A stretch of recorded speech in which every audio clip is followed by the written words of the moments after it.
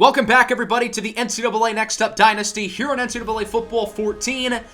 Today we will be kicking off the college football playoff. We'll be going through the first round matchups. The bowl season is now done. Obviously, college football playoff voting is now done. And this is what our bracket looks like. We'll be going through the 4 first round games today, and I'm really excited to see how they all play out. So we're not going to waste any time. We're going to hop right into the first matchup.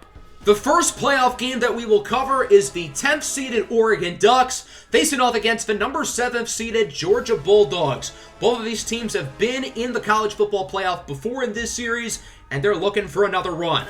We'll start with the 10th seeded Oregon Ducks, who are the slight underdogs coming into today's game. Last year, they made the playoff. They were the 8th seed and beat Michigan in the first round before losing in heartbreaking fashion on a game-winning Hail Mary to the number 1 seeded Clemson Tigers.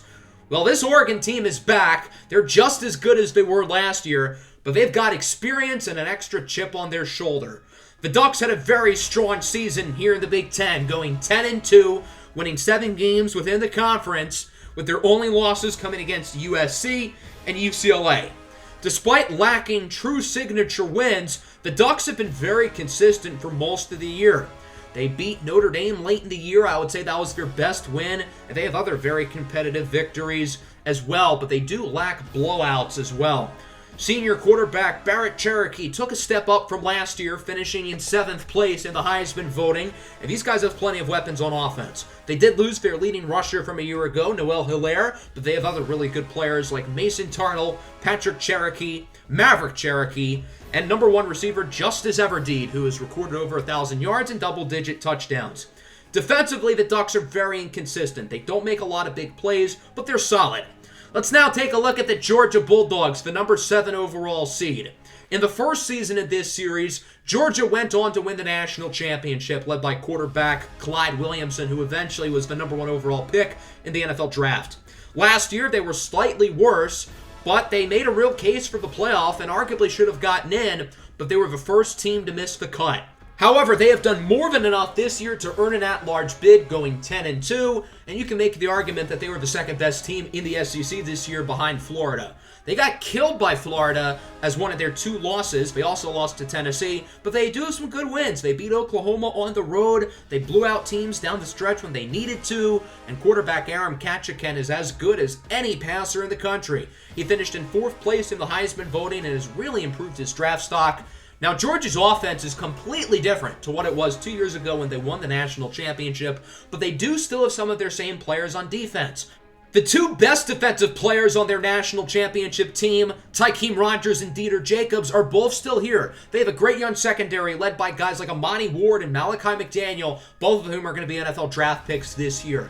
I think both of these teams has what it takes to make a run. The winner will face off against Cal, and this is a really interesting group of 3 teams to me. In my opinion, the most fascinating region in the entire bracket, because I could see either of these teams winning this game, and I could see either of these teams beating Cal in the second round. So I think there's really an equal shot that we see any of these 2 teams or Cal in the Final Four.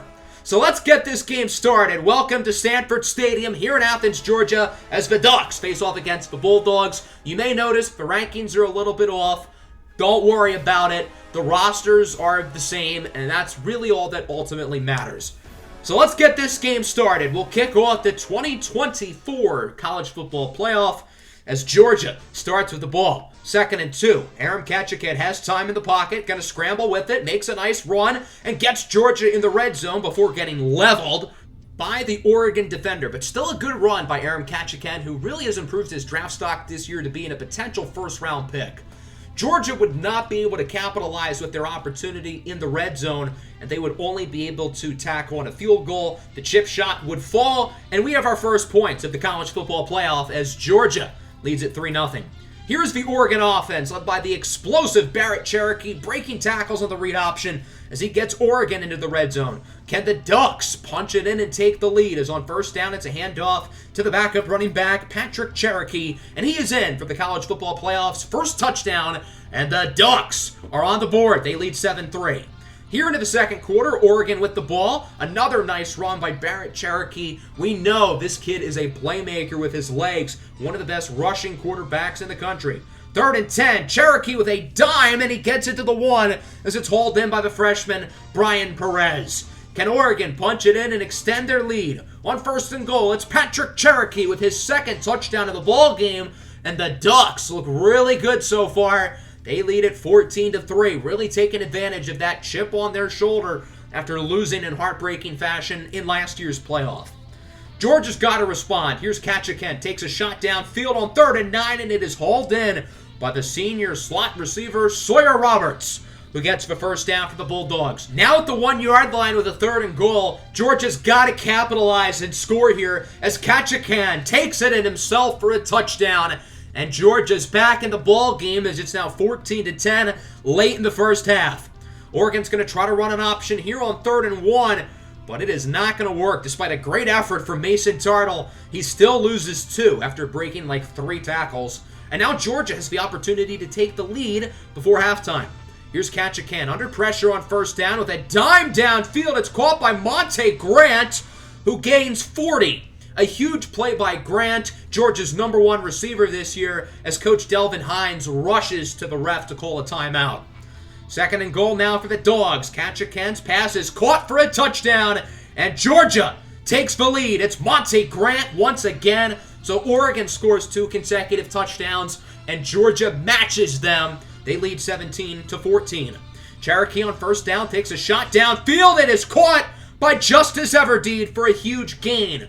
What an exciting first half has been. A great start to the college football playoff. As on the following play, Cherokee is intercepted. Malachi McDaniel, the senior corner, picks it off. We talked about Malachi McDaniel in depth a couple days ago in our prospect profile in the Tennessee Titans franchise. McDaniel is a really good player, but he's projected as a 4th to 5th round pick because he's missed most of the year with an injury. And he's super skinny, 162 pounds. He's like a twig out there, but boy, is he talented. So Cherokee frustrated with himself after the turnover, as that'll wrap up the first half. 17-14, Georgia leads the Ducks. It's been a really good game so far. Both of these offenses have really shown up, particularly as the game has gone along. We'll see if either team can make a run here in the second half and really try to gain control. Oregon starts at the ball, and they're having a pretty good drive so far, as it's a 3rd down and 9. Cherokee looks to throw it. He's under pressure, and he is picked off again. Malachi McDaniel with his 2nd interception of the ball game, really trying to boost his draft stock up. Barrett Cherokee only threw 4 interceptions during the regular season, comparing to his 40 touchdowns, but he's got to do a better job of taking care of the football. We'll see if the Georgia Bulldogs can take advantage of the turnover as Aaron Ketchikan rolls out to the left with a big gain on the ground, sliding at the 40. Ketchikan leads Georgia in rushing yards and is tied for the team lead in rushing touchdowns. He's clearly got a great ability on the ground. On 1st down, he hands it off to the true freshman running back, Miko Alexander, who gets it all the way to the 10. A huge run from Alexander, who's been inconsistent this year, but this kid is ultra-talented, a 5-star athlete, one of the top players in last year's recruiting class. 3rd and goal, it's a screen for the other 5-star freshman running back, Marquise Edwards, who scores for the Bulldogs. Georgia now has 21 unanswered points, and they lead by 10. Oregon goes back to the option on 3rd down, and it backfires as Barry loses 3, wrapped up by Jeremy Brown, the captain of the defensive middle linebacker. So the Dogs get the stop. They have all the momentum. Georgia's really playing well, and they're going to try to keep it going as Miko Alexander cuts to the outside, and he is pushed out at the 5. Alexander's had a few really big plays here in the second half for Georgia as they look to make it a 3-score game and put Oregon close to out of reach. We'll see if Georgia can punch it in here in the red zone after the big gain by the freshman. Following play, 1st and goal. They hand it off to Marquise Edwards, the power back, and he is in for a score. Edwards with his 2nd touchdown of the quarter, and Georgia now has a commanding 31-14 lead, and Oregon has to score here or else they are in big trouble. 3rd and 4. Another option. This time it works. A big gain off the option pitch for Mason Tartle as he gets 14 yards. I really want to see Barrett Cherokee try to take over this game in the 4th quarter. He's a really talented quarterback, but he's been pretty mediocre today. I get Georgia has a good defense, and I get the weather isn't great, but I want to see Barrett Cherokee stamp himself as a certified first-round quarterback. On 1st down, Cherokee is sacked on the screen. A big hit by Akinfenwa, the junior pass rusher, who has really developed nicely for Georgia and is going to be one of their most important key returning defensive players next year, unless he declares early. 3rd and 6 for Oregon. It's a handoff up the middle, and Mason Tardall does get the first down, so they make up for the sack by bringing the ball in the red zone. Now on the goal line, can Oregon punch it in and make it a 2-score game? Cherokee keeps it himself and walks in for a touchdown. Good drive for Oregon. Way to put yourselves back in the ball game, but the Ducks still have a lot of damage control as they're still trailing by 10. We'll see if Georgia can try to put the game out of reach by chewing some clock here, as Ketchikan sends the screen over to Marquise Edwards on 3rd down, and he loses 2. Good stop by the Oregon defense, and they'll get it back with an opportunity to make it a 1-score game. They don't have a ton of time, but this comeback is very possible. On 2nd down, Barrett Cherokee keeps it himself, breaks a tackle. Here's Cherokee down the field. He brings it to the 50. A huge run for Cherokee, who continues to make plays with his legs, but I need to see him make some big throws. Take over this game as a passer and show to NFL scouts who you really are. There's a nice throw connecting with the wide open man. That's his tight end, Zarif Muarzariri, who gains a 1st down, and the Ducks are getting pretty close to the end zone. They're moving it nicely here as they now have it at around the 10. 2nd and 8 for Oregon. Handoff to Patrick Cherokee, and he is in for his 3rd touchdown of the game. It's a 1-possession ball game now, 31-28. A big 4th quarter for Oregon, but the job is not done. You got to get a stop here. It's now 3rd and 6 with under 2 minutes to go. Ketchikan looks to throw it. Under pressure. Breaks a tackle. Breaks another one, but he is still sacked for a loss of 5. And with that, Oregon has a chance to tie or take the lead. Let's see what this kid is made of. Barrett Cherokee, a 3-year starter for the Ducks. Ultra-talented quarterback and likely 1st-round draft pick in the biggest drive of his career. 3rd and 8, Cherokee takes a shot downfield and it's broken up. Malachi McDaniel got a hand on it. So it all comes down to this. 4th and 8, Oregon's obviously not in field goal range, so they can't tie it. Cherokee, under some pressure, takes another shot downfield and it's broken up. He tried to target Malachi McDaniel again, and as it's gone all day, McDaniel makes another play, and with that, this game is over. A great comeback in the 4th quarter by Oregon will fall short, and the Georgia Bulldogs are moving on to the 2nd round of the college football playoff as they will face off against Cal in the Fiesta Bowl for the quarterfinals. This was a really fun start to the playoff. Despite the weather, both offenses made some really nice plays. Georgia went on that big run after Oregon was up big early. Georgia then takes a big lead. Oregon makes a huge comeback, but it falls short. This game was really about runs and being streaky, but ultimately Georgia made more plays, hence why they were able to win the game. Aram Ketchikan was really solid. He had some big throws. He was super efficient, and he didn't make any mistakes. I was really impressed with him. On the ground, Miko Alexander, the freshman, was awesome. His best game as a collegiate player so far. The receivers were solid, and the defense made plays when they needed to, particularly corner Malachi McDaniel, who really saw his draft stock move up today with 2 interceptions and very, very consistent coverage throughout the entire game. As for Oregon, I think I was a little bit disappointed with Barrett Cherokee. He was good on the ground, but I was hoping for more as a passer. I still think he'll be a 1st-round pick, but Aram Ketchikan might have passed him in terms of the quarterback draft stock rankings. Oregon's defense was solid. They were good down the stretch, but they didn't make enough plays consistently to ultimately win the game, and thus Georgia will face off against Cal in the next round of the playoffs. Let's shift our attention now to the 2nd game of the day and arguably the most anticipated one of the group. 9-seeded Duke heads to Murfreesboro, Tennessee to face off against the Group 5 representative of the college football playoff, the Blue Raiders of Middle Tennessee State. We'll start with the Duke Blue Devils, who come in as the 9th seed in the college football playoff. And Duke is very polarizing because their defense is flat out bad. They allowed 50 points in each of their final 2 games of the year, but these guys score more points than anybody, and boy, is their offense fun. Duke is led by Heisman Trophy winning quarterback Justin Tucker, who is now the top projected quarterback in this year's class and a possible candidate for the #1 overall pick. Duke missed out on the playoff last year, although they were close, but this year they were able to fight their way in after going 10-2. While I did not vote Duke in as one of my at-large teams, selfishly, I'm really happy they got in because this is probably the most fun team to watch in college football. They do have some bad losses. They got killed by Miami early in the season, but they have been really consistent on the offensive side of the ball. I mean, look how many points they score per game. It's ridiculous. In Week 13, they had that ridiculous triple overtime win against the ACC champion Virginia Tech Hokies. All Duke had to do was win the next game to advance to the ACC championship, and they scored 53 points and lost. I think if Duke beat UNC, they would have handled Navy in the conference championship and likely would have been the 2 or 3 seed in the tournament. But instead, they had to get an at-large bid. Justin Tucker's been the best player in college football, period, this year. This kid is special. He was a Heisman candidate last year, and he's even better this year.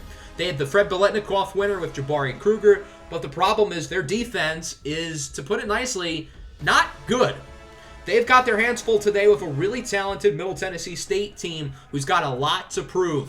Middle Tennessee State is the only team in this series to have made the playoff in all 3 seasons. We've had a lot of teams who have made it twice, but nobody's made it 3 times other than Middle Tennessee State, who barely got in with a game-time touchdown right at the end of the American Athletic Championship game against UAB, and ultimately they ended up winning in overtime after forcing a turnover and then scoring.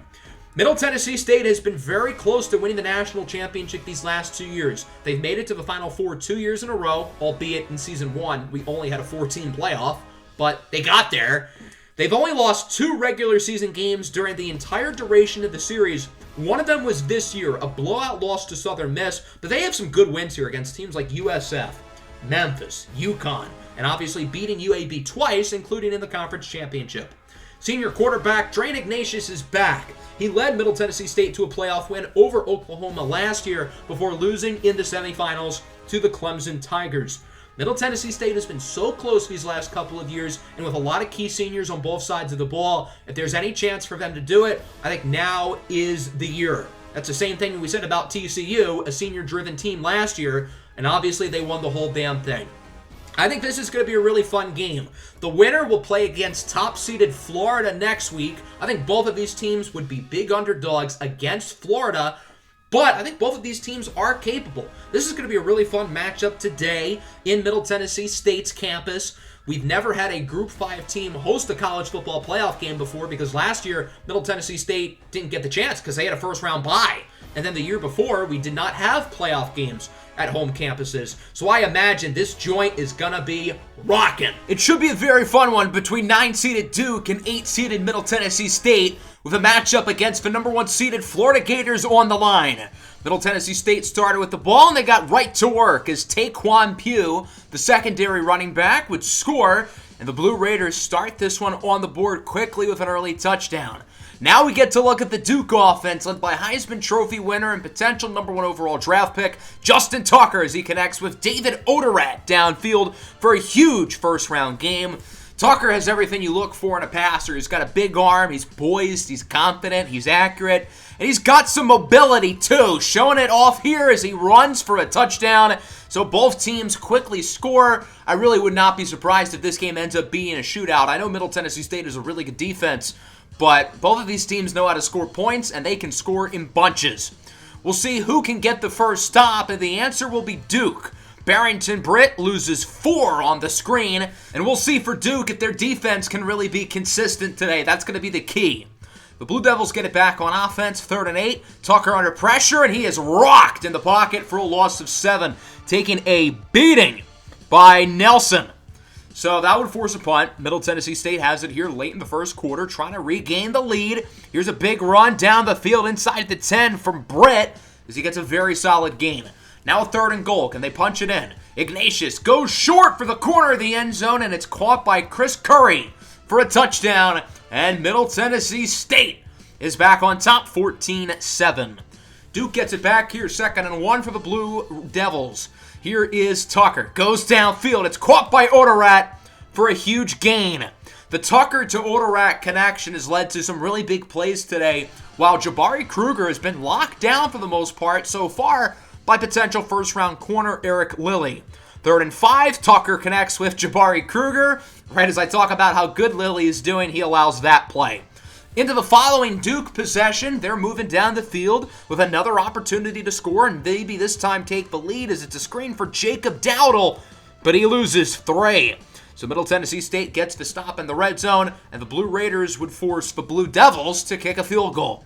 Middle Tennessee State's going to look to take the lead before the end of the half as Mamadi Bouare gets a solid first down for the Blue Raiders, putting them in the red zone. It does feel like Duke has the momentum right now. The Middle Tennessee State's got a great shot to regain this lead. 3rd and inches, Ignatius looks to throw it, rolls out to the right, and launches a dime in the corner of the end zone for Luther Lexerus, one of the other finalists for the Fred Biletnikoff Award, as he is in for a touchdown, and Middle Tennessee State takes the lead with under a minute left in the half. We'll see what Justin Tucker can do in essentially a 30-second drill, and that's a pretty darn good start. Here's the slot receiver, TJ Raming, with a huge play all the way to the 15. A huge play for Duke. So now look at this. The clock is ticking. Duke is going to have time for one more play at the 1-yard line. Tucker takes it himself, and he is in for a touchdown. Justin Tucker's 2nd rushing touchdown of the game, and Duke takes the lead going into halftime, 24-21, in an unsurprisingly high-scoring game. Let's go to the second half now, see if either team can really take control, because it's been pretty back and forth today. Ignatius is intercepted by Wenglin Wall, and he's going to take it all the way for a pick 6. Duke extends their lead. A huge turnover for the Blue Devil defense. I know Duke is not great defensively, but their secondary is really solid. They've got multiple future NFL players, including Wall, amongst that group. 3rd and 9, Ignatius goes short from Mamadi Bouare, and he does not get the first down. Duke's defense with 2 huge stops in the second half. However, their offense would not keep the momentum going as Chase Flynn only gets around 4. Both offenses were looking great at the end of the first half, and since then, both teams' offensive momentum snapped. Ignatius is intercepted again, 2nd turnover of the quarter, and Duke's going to get it with great field position. That's a huge turnover there. Ignatius really struggling now, and the Blue Devils can try to get this game away, maybe take a 3-score lead as Tucker on 3rd down. His pass is broken up, nearly intercepted by Hall, and that'll bring out the field goal team. Certainly not a chip shot from around 45. Doink got the crossbar, no good. A huge miss, and that really changes things. Can Middle Tennessee State take advantage only down 10? On 3rd and 6, Ignatius looks to throw it, goes short, and it's caught for a first down by Luther Lexerus, who gets the Blue Raiders into the red zone. Following play, it's Taquan Pugh with his 2nd touchdown of the game. And just like that, I know Middle Tennessee State has not been very good in the second half, but they're only down by 3. They've got to get some stops defensively, though. And Duke's offense has really stalled out here in the second half. 3rd and 9, Tucker goes downfield. It's nearly intercepted. Should have been picked off. But nonetheless, Middle Tennessee State gets the stop, and they can now take the lead. What an opportunity for them. 3rd and 8, here's Ignatius, goes downfield, and it is caught by Lexerus. That'll go for a first down. Middle Tennessee State only needs a field goal, keep in mind, to tie the game. We saw Oregon in a similar situation against Georgia down by 3. They obviously did not score and take advantage, and hence they lost. Middle Tennessee State is not hoping for the same fate. On 3rd and 10, Ignatius takes a shot for the end zone. It's caught wide open in the back of the end zone as Chris Turner for the touchdown. And Middle Tennessee State has taken the lead with not a lot of time left on the clock. A huge drive by Drain Ignatius in the offense. And with that, Duke being down by 4 with not a lot of time left. Let's see what this kid is made of. Justin Tucker, the Heisman Trophy winner, the best quarterback in college football. Let's see what he can do in the biggest drive of his life. 3rd and 3 for Duke. They have the ball around the 32. Tucker looks for the screen. It's caught by his running back, Tyler Garbrandt, but he gets nothing. So the game comes down to this. 4th and 3, season on the line for Duke. Tucker has all day to throw it, but it's incomplete. Broken up by one of the linebackers, and Middle Tennessee State will win this game and move on to the second round of the playoff as they defeat Duke 35-31. Duke really seemed like they were in control for most of this game, and going into the 4th, I really thought Duke was going to put it away, but to my surprise, Middle Tennessee State's offense really woke up and they made some plays. Duke's offense did not live up to expectation today. The only points they scored in the second half were on defense, so although they put up a lot of yards and a lot of points in the first half, they were not clutch, and it all comes down to Justin Tucker, the Heisman Trophy winner. And it's not that he was bad today, because he wasn't, but he just did not make enough big-time plays that he's consistently shown throughout the year. Middle Tennessee State's had a great defense all year, but I still thought Justin Tucker would be able to outduel them, and that was certainly not the case. Duke scored 0 points offensively in the second half, and that's not how you win playoff games. Jabari Kruger, the Biletnikoff Award winner, had 19 yards today. Not going to cut it. Defensively, Duke wasn't horrible, but they weren't clutch. And they didn't make plays when they needed to in the fourth quarter, which ultimately cost them the game, despite some big turnovers in the third, such as the pick six by Wenglen Wall. As for Middle Tennessee State, Drain Ignatius was pretty solid. I would argue he was worse than Justin Tucker throughout the entire duration of the game, but Ignatius was clutch in the fourth quarter with big drives helping Middle Tennessee State win the game. Javon Washington, Luther Lexeris led the way. Chris Turner obviously had the huge touchdown. And defensively, I think Middle Tennessee State did a great job. They allow far less than 31 points per game normally, but this is not your normal offense. And I think all things considered, they were quite solid. Let's move on to the third game of the day as we head down south to Tuscaloosa. The number 5 seeded Alabama Crimson Tide, who finished as the highest vote-getting at-large bid team, will face off against the Oklahoma Sooners. Let's start with Oklahoma, who snuck into the playoff with the final spot. They actually tied with Navy in terms of having the same amount of total points, but Oklahoma got more overall votes, which was the number 1 tiebreaker. A lot of people don't think Oklahoma deserves to be here. They went 9-3, which is by far the worst record of any team here in the playoff. Every other team has at least 10 wins. So I understand the issue that people have with Oklahoma. However, the Sooners are one of the best at-large teams in the country in terms of talent. They're the only team to have beaten Florida this year. They beat Texas. Most of their other wins are all blowouts. They did lose to Georgia, and we all know Georgia's a really good team. They lost to Tennessee, albeit their starting quarterback was injured. And then they lost to Alabama in Week 13. I would say the Alabama loss was their worst one because it was their most important game. If Oklahoma had won that one, they could have automatically gotten into the SEC championship. The Sooners are led by Romeo Colochi, one of the best quarterbacks in the country. He is currently the second projected quarterback in this class, only behind Justin Tucker. They've got a good run game with Seals and Bankston. Very solid receivers led by Noah Hampton and Eric Denman. And defensively, the Sooners are very talented up front, led by Adrian Moore, who's going to be a top 5 pick, arguably the best defensive player in college football, period. They have a young secondary, a little bit inconsistent, but they've got some talented players in there with guys like Khalil Diop and Hassan Drame. Let's take a look at the number 5 ranked Alabama Crimson Tide, who are the highest vote-getting at-large team, barely getting ahead of Ohio State and Georgia. The Crimson Tide went 11-2 this year, with their only losses coming in their first game of the season against Florida and in the SEC Championship against Florida. Alabama beat everybody else they played against, and they had their backup quarterback playing in the SEC Championship, although their main starter, Troy Davenport, is fully healthy here for the playoff. He will be active. Alabama's not a pass-first team. They've never been a pass-first team throughout this series, but they have solid defense. Their offense can run the ball. Now, I will say, to nitpick, a lot of these games are very close against not-so-good teams like Texas A&M and Louisiana Tech. They only beat them by 10 and 5, respectively. Troy Davenport's a decent quarterback. He improved a lot from last year, where he was thrusted into the starting role after an injury. But the story of this team is the ground game. Darius Coley was a Heisman contender. Tyon Christopher's really good as well. Dexter Longfellow's the best offensive lineman in the country. And defensively, they're really, really strong as well. So this is going to be a really interesting matchup. In my bracket, I had Oklahoma getting the upset here. I think the Sooners really have what it takes to get revenge on Alabama. But it says a lot about Alabama that they already beat these guys in what was both of these teams' most important regular season game. So Alabama knows how to beat Oklahoma. But on the other hand, Oklahoma's got an extra chip on their shoulder now.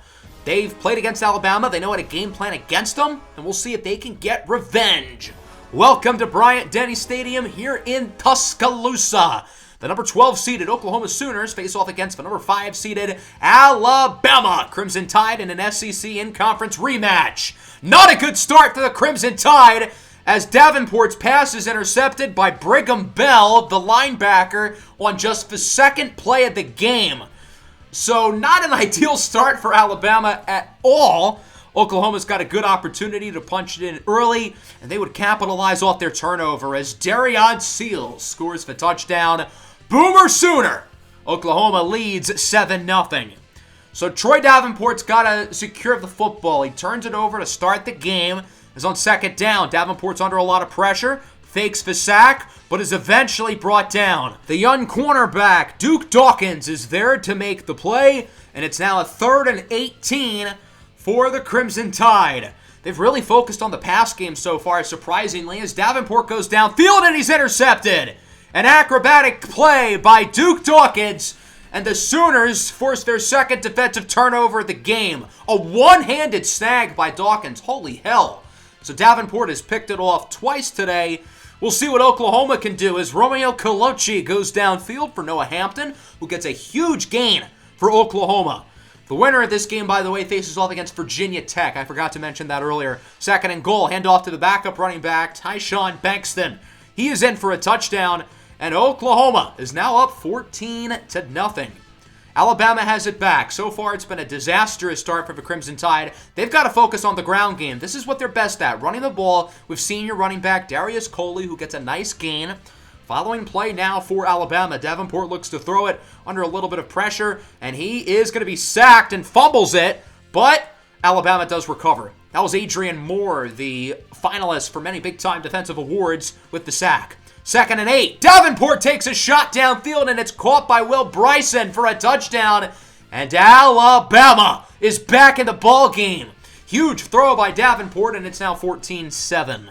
Into the second quarter, Alabama with the ball. Things are starting to go a little bit more their way as Davenport is thrown to the turf. Adrian Moore with another sack. He has 2 today and 13.5 now on the year. 3rd and 15, it's a screen for Coley with blocks, gets the first and more. A huge gain for Darius Coley as he gets it past the 40. They've got to get the ball in his hands. He's so explosive.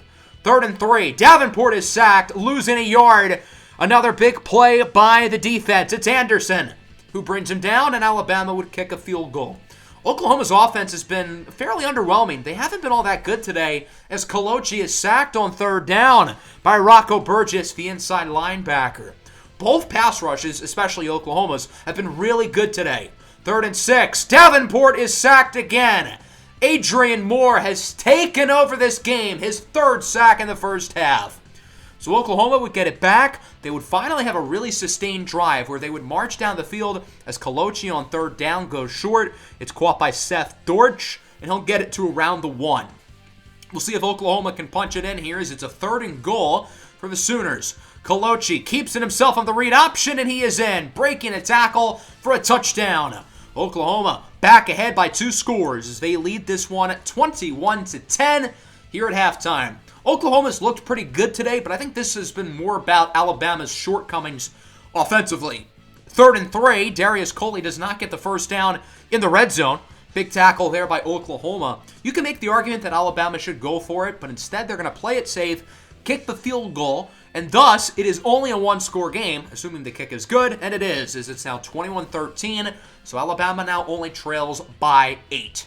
Their defense has got to make some stops, though, and I think so far Alabama's defense has been pretty solid, but it's only a matter of time until Romeo Colucci, who's been very efficient today, really starts to heat up as he goes downfield for Noah Hampton, who's been his number 1 receiver this year and his number 1 receiver today, as he gets it to the 40. Oklahoma's marching down the field nicely. 1st down from the 25. Colucci for the end zone. What a catch! Noah Hampton is having himself a night. An awesome one-handed catch after burning the defender, and Oklahoma is back up by 2 scores. In the 4th quarter now, Oklahoma back with it. 3rd and 2. Colucci under pressure, and he is sacked. Alabama needed that play bad. They've got to get the ball back and do some damage. The Crimson Tide have to start making their comeback here. 2nd and 1. Davenport sacked again. Adrian Moore now has 4 sacks today. He might have just catapulted himself to be the number 1 pick in this draft. 3rd and 5. Davenport sacked again. This time by Bano Hoskins, the young linebacker. and Oklahoma's pass rush has just been utterly dominant. Alabama has one of the best offensive lines in the country, and they've gotten cooked today. 3rd and 7 for the Sooners. Kalochi downfield. It's caught by Cunningham, and he is in for a touchdown. Cole Cunningham with likely the game-icing touchdown as Oklahoma now leads by 3 scores late in the 4th. What an upset for Oklahoma, who will get to face off against Virginia Tech in the next round. Alabama's hoping for a miracle, and on 4th down, they might have just gotten one. Davenport connects with Coleslaw Appleby for a 50-yard touchdown. Alabama would go for 2 and miss it. It is still technically a 2-score game, but they do trail by 16. They got to get a stop on defense, and spoiler alert, they would not. Oklahoma would choose some clock. Darian Seals would put the icing on the cake, and with that, the top at-large bid team in the country, Alabama, is out. Oklahoma gets the upset 42-19, proving all the naysayers to why Oklahoma was given this playoff spot to begin with. And boy, did they look good today against a very good Alabama team here in Tuscaloosa. This game, for the most part, was a blowout. Alabama was kind of in it the entire time, but Oklahoma had control from literally the second play of the game where they got the interception, and they did not look back. A huge win for Oklahoma, who I think can absolutely beat Virginia Tech in the next round. Troy Davenport was okay. I thought he played really well in the second half, all things considered, but he got sacked 10 times. That's the important number here. Part of it's his fault, part of it's the offensive line's fault. I will say they did not run block very well, so I think that's largely an indication of the offensive line, who again has been really good this year, but today they did not do so well. Dexter Longfellow, who has not allowed a sack all year, allowed one, while multiple guys allowed 3. Just not good. Defensively, Alabama was not great. I wouldn't say Alabama's defense lost them the game, but they didn't help. As for Oklahoma, I thought Romeo Kalochi was really solid. He was very efficient, completing 88% of his passes.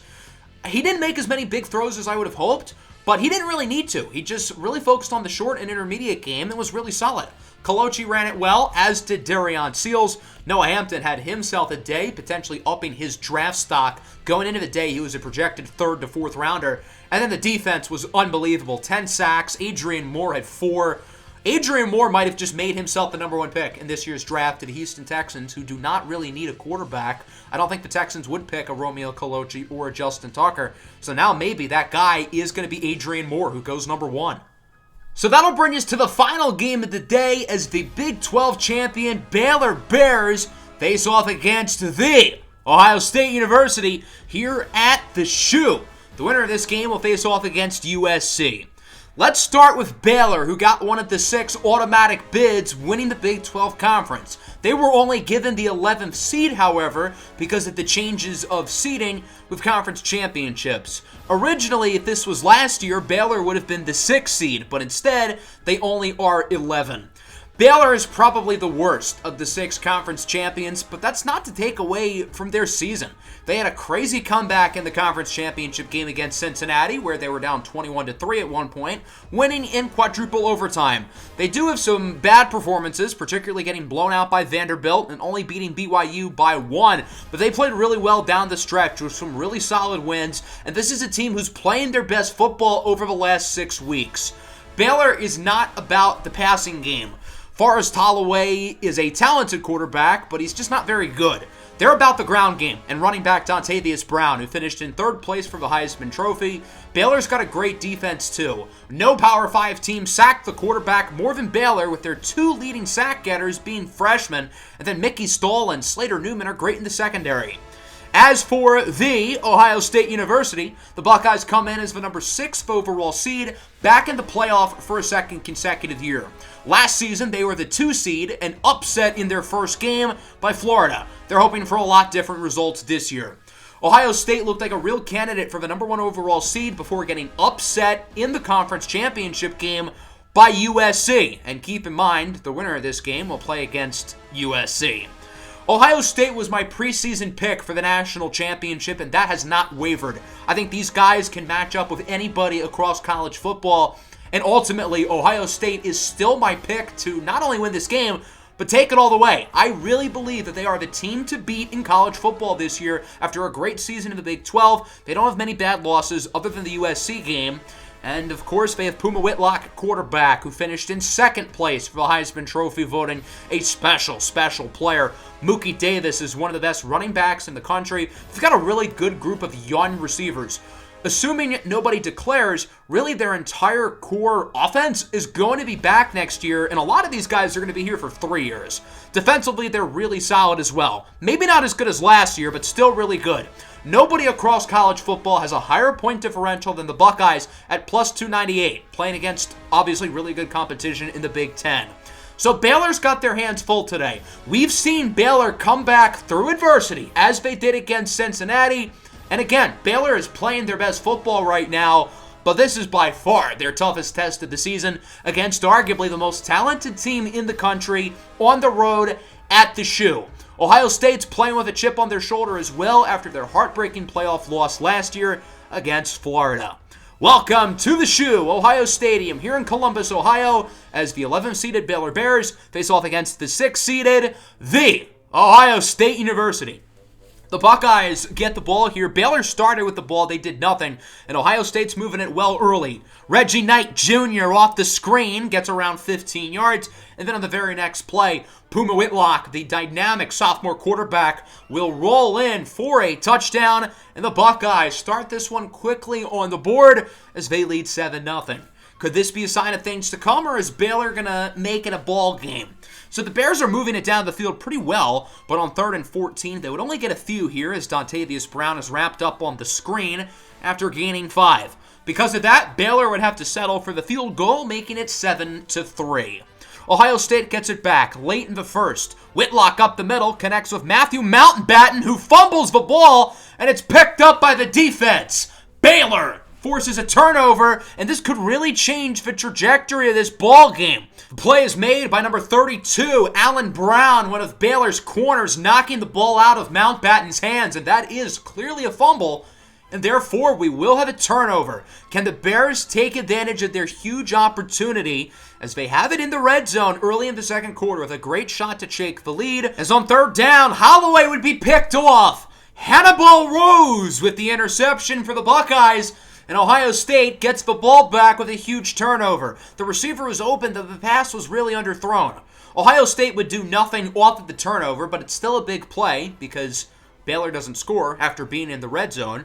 So the Bears have it back. 3rd and 8. Short pass caught by Matt Conley, the tight end, and he just barely gets the first down. No pun intended, because they're the Bears. No, okay. Well, unlike the NFL's Bears, these Baylor Bears don't look half bad on offense so far today, but the drive quickly stalls. James Butler with the sack on Holloway. So Baylor's going to go for a long field goal. This kick looks like it's from around 57. Very risky play here. I probably would have just punted it, but the kick is up and good. So Baylor would nail it, and it's now 7-6. Ohio State's offense has been pretty underwhelming, only 7 points here through most of the first half, but they do get a late touchdown from Matthew Mountbatten, making up for his fumble earlier, and it is now 14-6 as Puma Whitlock now has a rushing and passing touchdown today. We'll see if Baylor can respond here with a late 2-minute drill. Time to let Forrest Holloway cook as he connects with Walton Moran, who gets a huge gain to the 36. 3rd and 10 now for Baylor. Holloway takes a shot downfield. It's caught by Moran once again. This time for a touchdown. When you let Forrest Holloway cook, he can make some good plays. Baylor just hasn't done that throughout the year. The Bears are going to go for 2, try to tie the game, but Holloway fumbles the ball, and it's picked up by Ohio State on a strip sack. Since it was a 2-point conversion, it won't technically count as a sack and a fumble, but still, Baylor does not get to tie the game up. Ohio State's going to be aggressive and try to add to their lead before the end of the first half, and that's one way to do it. Nice pass to the 36 for Matthew Mountbatten, who's been very good in the first half, again, minus the fumble.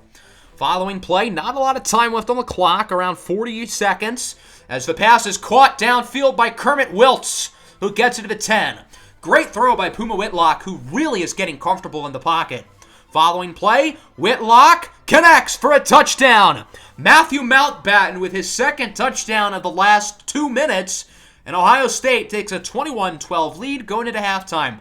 Baylor has made this game competitive, but it really feels like Ohio State's offense is finding a groove, and when these guys are on, they're on. Brown fumbles the ball on 3rd and 2, and it's picked up by the Ohio State defense. Senior linebacker Napoleon Christian was the one to force the fumble, a projected first or second rounder in this year's draft, and Ohio State would score a field goal off the turnover. Let's go to the following Buckeye possession with a little over 2 minutes left in the quarter. 24-12 your score. Whitlock takes a shot downfield. It's caught by Kermit Wiltz, and he is in for a touchdown. There's a power outage. No, I'm just kidding. It's totally fine. But Ohio State extends their lead as it is now 31-12. 17 unanswered points for the Buckeyes, and things aren't going to look better for Baylor. Dontavius Brown loses 3, wrapped up by Steve Stifler.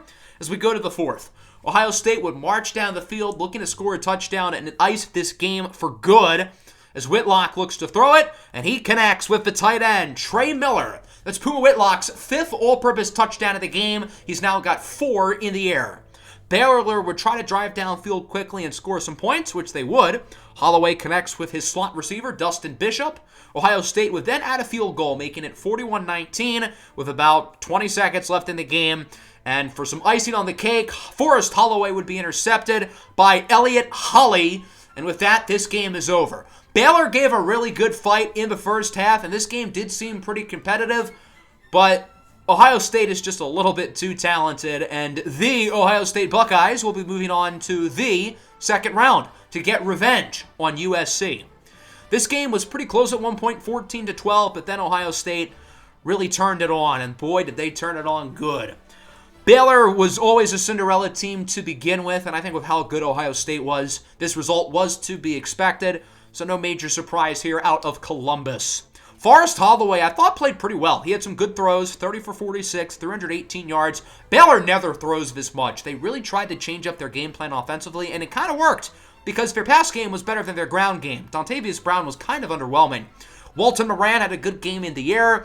Baylor's offensive line was fine, but defensively they just could not stop Puma Whitlock. And to be fair, not a lot of teams have, because Puma Whitlock is truly special. I think he's the best quarterback prospect in college football, and the guy's only a sophomore. He's only going to get better, assuming he stays in school.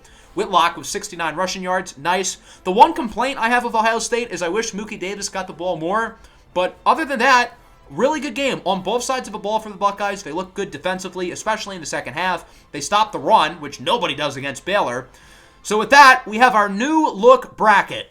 Duke, Oregon, Alabama, and Baylor are all now eliminated. Middle Tennessee State will go up against Florida in the Orange Bowl. Cal will face off against Georgia in the Fiesta Bowl. That's probably the game I'm personally most curious about. Although I think the one I'm most excited about is the Big Ten Championship rematch at the Rose Bowl between USC and Ohio State. USC embarrassed Ohio State in the conference championship, and now the Buckeyes get revenge. And then finally, in the Sugar Bowl, we have Virginia Tech against Oklahoma. Can the Sooners keep their Cinderella run going? I really think they can. I predicted Oklahoma to make the Final Four in my personal bracket, and I think they are a better team than Virginia Tech, so it'll be interesting to see if I'm going to be proven right.